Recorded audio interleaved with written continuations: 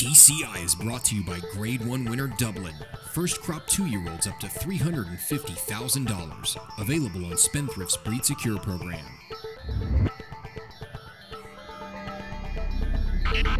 Welcome back to TCI, your inside track to the Triple Crown. Alongside Joel Cunningham, I'm John Siegel. Well, Joel, we went into the weekend with Triple Crown dreams alive, and man, we come out the other side. I would say they're stronger than ever. I mean, American Pharoah, he just looks much the best of this group right now. I was pretty impressed with his Preakness run. Yeah, we've done this a few times now, to where you've seen the Derby winner come back, run well in the Preakness. I mean, it happens a lot, John. I mean, look, we've had 12 Derby Preakness winners coming into the Belmont. A lot of those horses running the Belmont, they're even money. They've showed that they're dominant over their competition.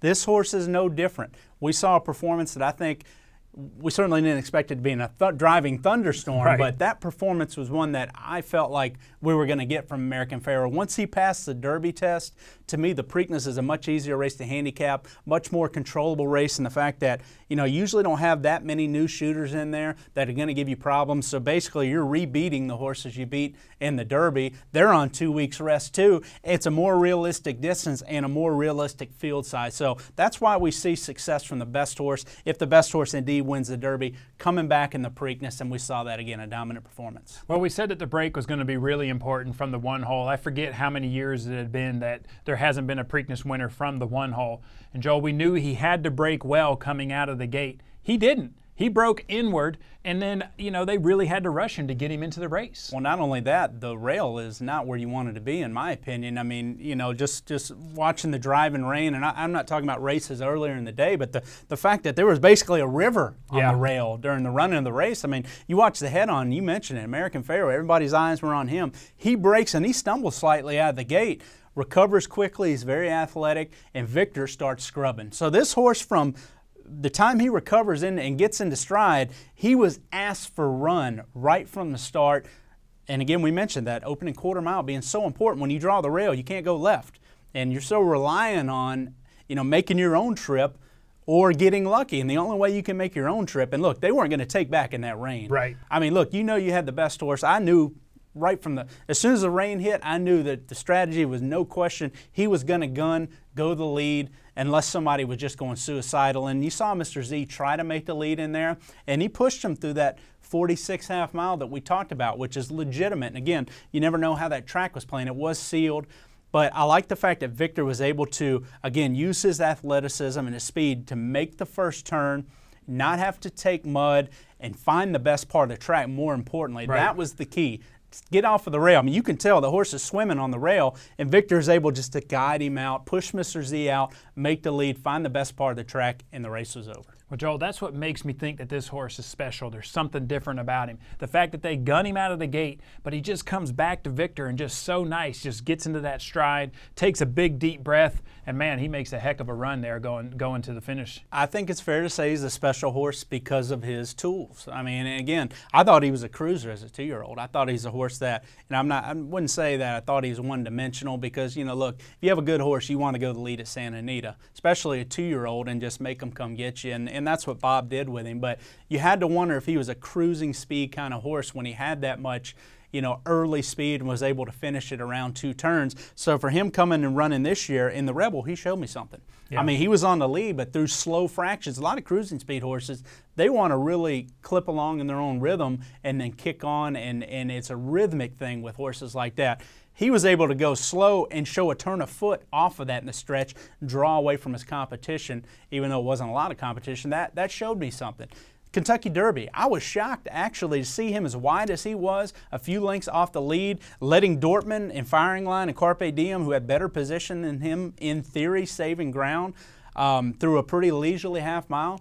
They were confidently allowing that to happen, knowing that this horse was the best, and he proved it that day.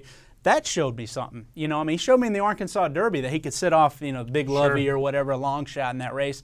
Not that big of a deal to be in the clear sitting off a long shot like that, but it shows you something. He really showed me in the Derby that he had another tactic there. Didn't either lead at all, could finish off from a stalking type pace in any kind of pace setup. So that was a key. And in this race in the Preakness, John, like you mentioned, to be able to go 22 and change, to get position, come back to your rider. I mean, look, they go into the far turn here.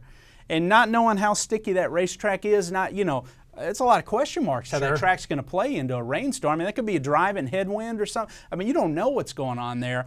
And you see Victor giving the horse a breather, and these horses loom up to him on the turn, on the far turn, and you start to think, okay, is he getting a breather, or is maybe he just getting a little tired for whatever reason on the lead here? Not the case. He knew what he was sitting under. He lets him go, and this horse just explodes home. Wins by 7 there, gets a 102 Beyer, and you can throw the Beyer out. Sure. Because that's indicative of final time. Plus, it's also a variance that you could measure in terms of, the fact that they're running in a driving storm and the way the track was playing that race as opposed to the prior, 12 races or whatever on the card. So throw the Beyer out. This horse ran exceptionally from gate to wire and did some brilliant things and from the beginning and interval parts of the race to the end. All right, so now you move on to the Belmont. It is the final leg. It is the test of champions. I mean, it's a mile and a half. And like you mentioned, was he getting tired? Did he just, catch his breath? One thing for sure, in the Belmont, he will be tired, but he's going to have to dig deep. He's going to have to go a mile and a half. I don't know, Joel. I think that he could be a special horse. I think that this is a good shot to get it done. I know Todd's going to be throwing everything he can at him. Well, again, this is a pedigree race. The Belmont, I mean, there's a reason, again, we talked about it. 12 horses have won the Derby Preakness and come to the Belmont and been odds on since, 36 years ago, since a firm did it. I mean, there's a reason it's been 36 years, John. I'll say this. I felt like I'll Have Another had a good shot at it, again, because of his dosage number and ability to really see out, based on the depth of stamina in his female family, see out that mile and a half distance. I think that gets so underplayed. Right. That is such a daunting task. The Derby's one thing, 10 furlongs. It's only 1/8 of a mile past a mile and 1/8. You're going now another 1/4 of a mile and a half. That is a serious, on a big track like Belmont, I mean, that's a taxing type deal. And I think that's the reason we've seen to where it has not been accomplished by even special horses.